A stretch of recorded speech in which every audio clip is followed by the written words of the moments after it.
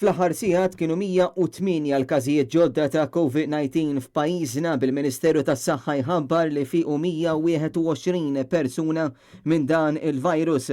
Dawn in-numri jfissru li t-total tal-każijiet attivi baqa' dak ta' il fuq minn 2000 każ b'total ta' 2070 persuna. Minn Marzu li hawn kellna 9826 każ pożittiv u b'kollu sa issa fiqu mill-imxija 7418 persuna.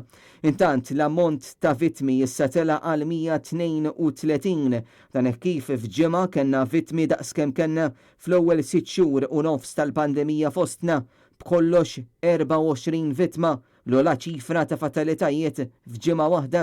Intqal li mill-każijiet tal-ġimgħa kien hemm 32 każ li kienu minn qraba ta' persuni pożittivi, 2 każijiet li kellhom kuntatt dirett fil-post tax-xogħol u 3 oħra li ttieħdu minn avveniment soċjali.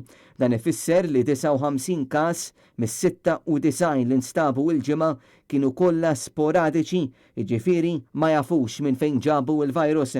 Mikiel fl-aħħar sigħat kien hemm aktar persuni li fiequ meta mqabbla mal-każi pożittivi l-ġodda. Il-messaġġ tal-ġimgħa mis-Superintendent tas-Saħħa Pubblika kien il-pandemija hija waħda reali u n-numri xorta mhumiex baxxi. Din hija pandemija li hija reali, qegħdin narawha qudiemna.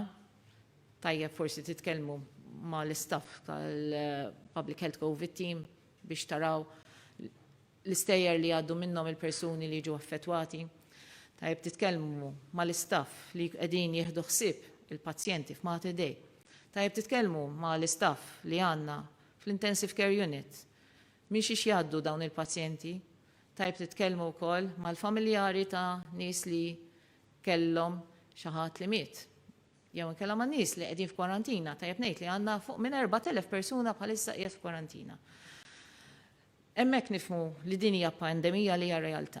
Intant, skont l-aħħar aġġornament 20 persuna jinsabu fit-taqsima tal-kura intensiva bl-appelli jibqgħu fis-seħħ biex il-poplu Malti jżomm il-kawtela u jżomm mal-pariri li qed jingħataw mill-professjonisti tas-saħħa.